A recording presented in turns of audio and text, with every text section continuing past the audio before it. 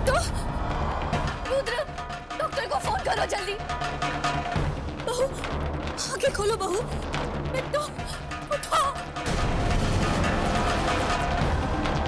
बिट्टू, बिट्टू, आंखें खोलो बिट्टू।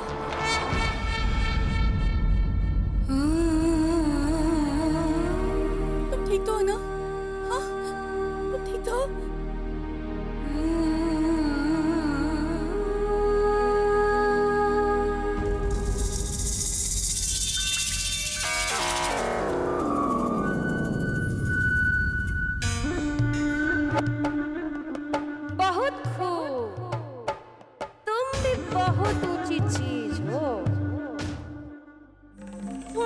सब्र करो जेठानी, हम कितनी ऊंची चीज है ये तो अभी तक आपने देखा भी नहीं है।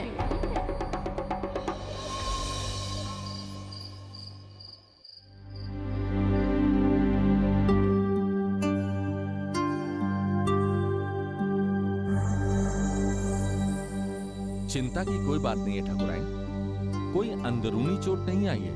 मैं कुछ दवाइयां लिख देता हूँ, आप उन्हें मंगा लीजिएगा। शुक्रिया। नमस्ते ठाकुराइन।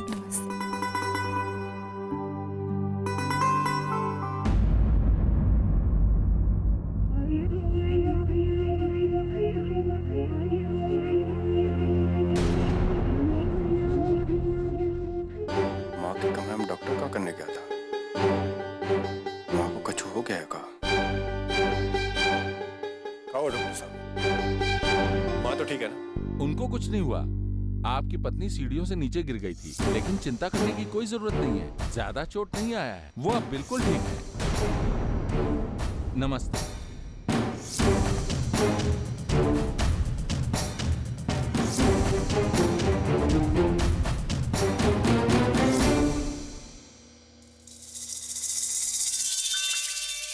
ये सब आप ही का गलती है देवर जी।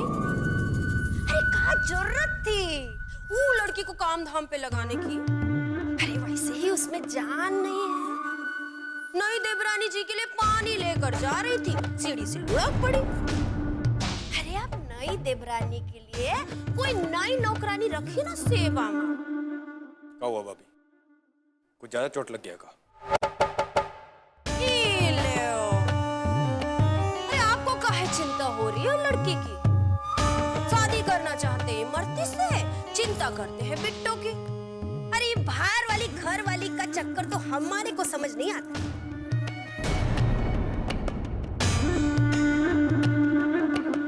कहीं वो दक्षिण टोला वाली पर दिल तो नहीं आ गया आपका? क्या फालतू का बात करिए माँ, हम तो उसको देखना भी नहीं चाहते। लेकिन अभी तो देखना पड़ेगा ना, ये कौन सा नौटंकी कर रही है? आप जो कह रहे हैं वो तो हमको समझ में आ रहा है, पर आपका आंख तो कुछ और ही बोल रहा है। आपकी आंखों में तो बहुत चिंता नजर आ रहा है देवर जी।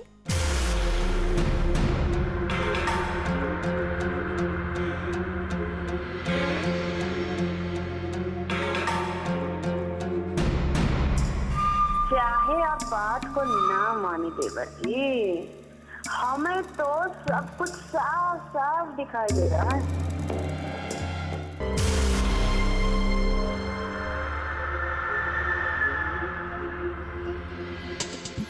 कैसे बताए क्यों तुझको चाहे यारा, बता ना पाए बातें दिलों की, देखो जो बाकी आंखें तुझे समझाए। तू जाने ना, तू जाने ना।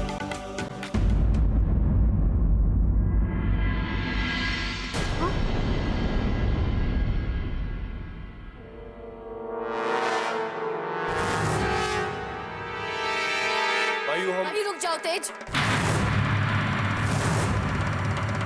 अंदर मत आना।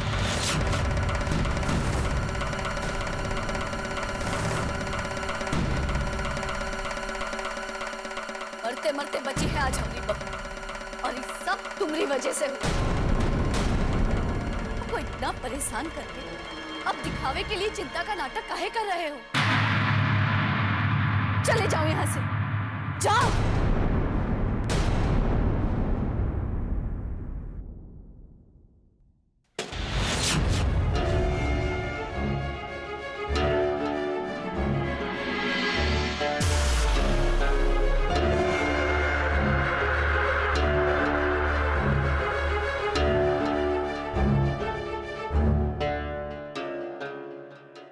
कभी आर कभी पार लगा तेरे नजर।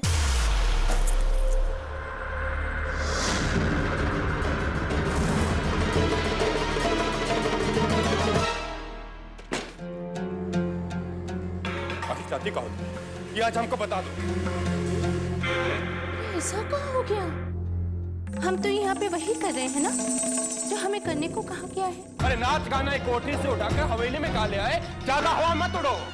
जान से मारने का सुपारी नहीं देता। अरे तुम्हारे भीतर कलम का चीज है कि नहीं? अगर बिट्टो कच हो जाता तो।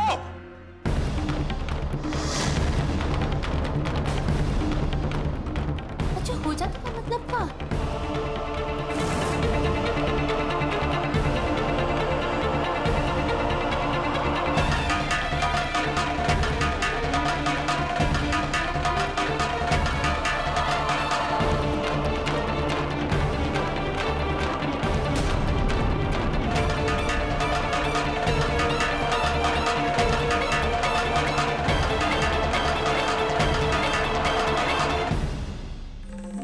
तेज बाबू, इतना बड़ा हवेली में तो कोई भी उड़ना चाहेगा ना। बाकी आपका इरादा हमें नेक नहीं लग रहा। जिसको घर से निकालना चाहता है उसी के लिए इतनी चिंता। इमरती, इससे पहले कि तेज बाबू दिल के रोगी हो जाए, जल्दी से कुछ उपाय निकाल ले। और इसके लिए तुझे तेज बाबू के दिमाग पे ये बात बैठाना होगा कि बिट्टू को उनसे ज्यादा उनके धन दौलत में चिंता है।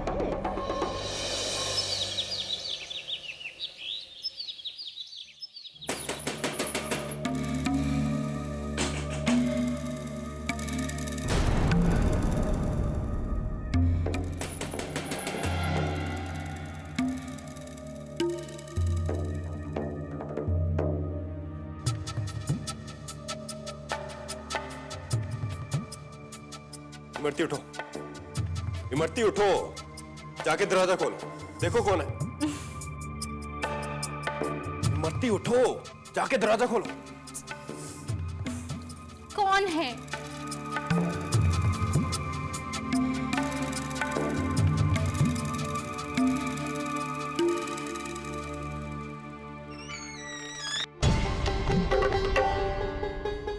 बेटा तुम?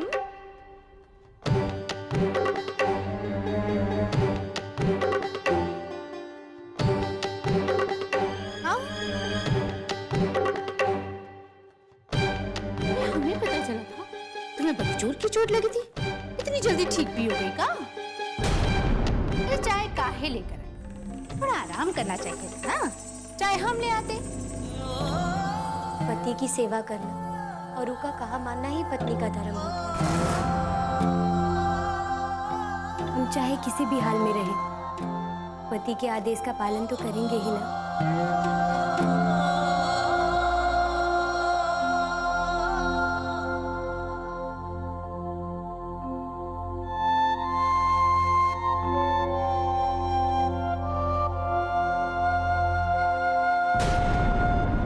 जरा देख के।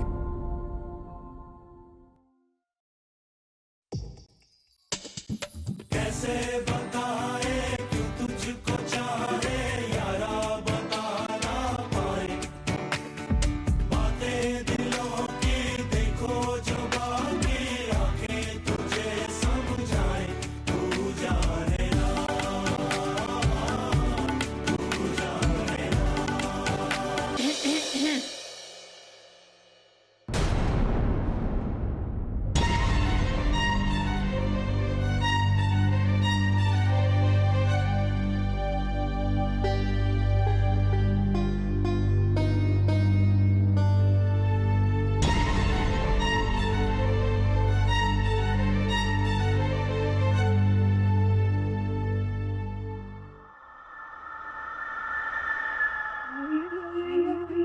तुम वहां खड़ी खड़ी क्या कर रही हो? चाय पिलाओ हमका।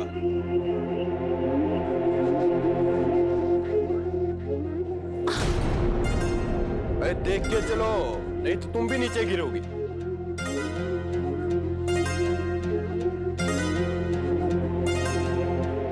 लाओ चाय दो।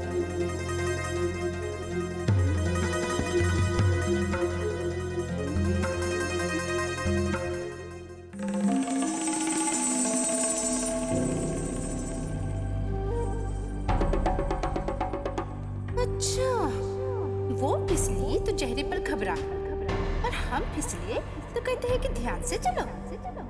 घर वालों के साथ साथ इनके दिमाग में भी कहीं ना कहीं लड़की अब जगह बना चुकी है, इसलिए इनके दिमाग को तो साफ करना ही पड़ेगा और इनके दिल में उतरने। रसोई में रख दो। कांता, शाम को उद्यापन के लिए जो सामान मंगवाए थे वो रहने देना। बहू की तबीयत खराब है, वो व्रत नहीं रखेगी। बिट्टो, यहाँ आओ।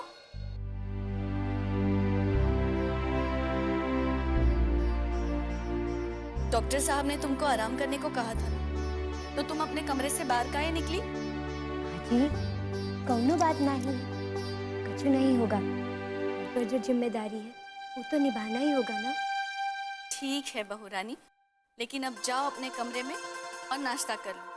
हमने तुम्हारा नाश्ता कमरे में ही रखवा दिया है। और हाँ, नाश्ता करके दवाई सही समय पर ले लेना। कांता। माँ जी, आज हम कैसे कछु खा सकते हैं?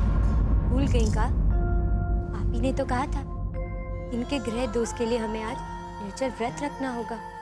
वो सब तो ठीक है बहू, मगर तुम ये व्रत कैसे रख सकती हो? तुमको दवाई भी तो खानी है ना, और बिना खाए पिए दवाई कैसे खा सकती हो?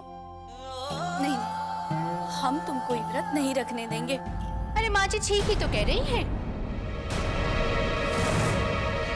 और वैसे भी हमने होने वाले पति के लिए गृह दोष का व्रत रखना अब हमारा काम है। माँ जी अब बिल्कुल चिंता मत कीजिए, आज ही व्रत हम ही रखेंगे।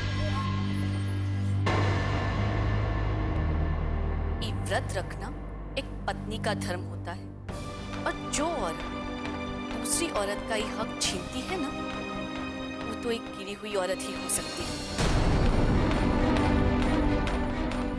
अच्छी औरत बनने का कोशिश मत करो।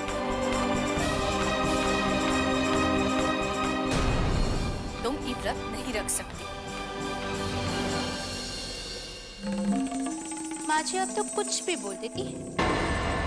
इमरती कोई गिरी हुई औरत थोड़ी ना है, और ना ही ये सब काम दिखावे के लिए कर रही है। और आज हम जो कुछ भी कर रहे हैं अपने होने वाले पति के लिए तो कर रहे हैं। और ऐसा क्या है व्रत में जो हम नहीं कर सकते? माँ जी, हम ही व्रत रखेंगे, आप बस हमें बता दीजिए। ठीक है,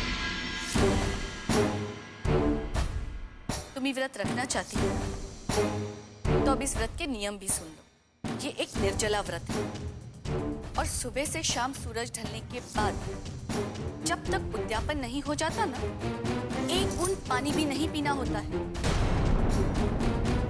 और हाँ, इतना ही नहीं, पूरे दिन में 1000 बार महामृत्युंजय मंत्र का जाप भी करना। का अब काहे चुप हो गई? अरे ऐसा भी का बात है माँ जी? अपने पति के लिए इतना भी नहीं कर सकेगी तो क्या करेगी?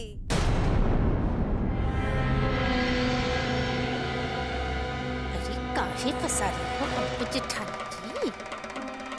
हमारे पति पर डोरे डाल रही थी ना। लो, अब झेलो। आप चिंता मत करिए माँ जी, इमरती व्रत जरूर करेगी। क्यों इमरती? हाँ, इमरती रखेगी ना ये व्रत।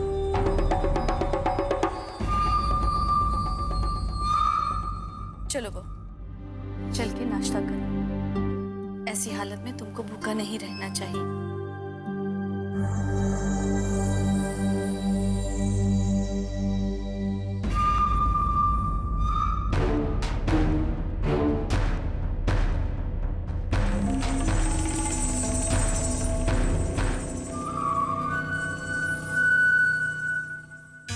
मैं भी देखूंगी कि तुम ये व्रत कैसे। अरे ये का बेवकूफी कर ली तूने इमरती। घर वालों के सामने अच्छा बनने के चक्कर में अपने पैरों में खुद ही कुल्हाड़ी मार ली।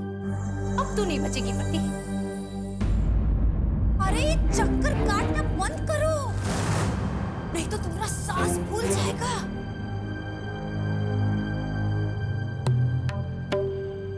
और अगर सांस फूल गया ना तो तुमको प्यास लगेगा, और आज का दिन तो तुम एक भी बूंद पानी नहीं पी सकती हो। हाँ, लेकिन जेठानी जी, क्या सच में ये व्रत में पानी नहीं पी सकते? पानी पीना तो दूर, पानी को तो देखना भी पाप है। वो सब छोड़ो, ये किताब लो। ईमा महामृत्युंजय जाप है, इसको तुमको 1000 बार जप करना है। 1000 बार।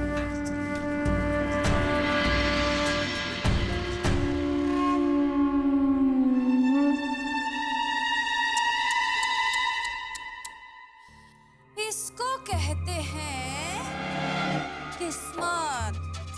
यहाँ तुम खुद ही उपवास लेके बैठी हो, और वहाँ बिट्टो रानी 56 भोग लगा रही होंगी। हाँ,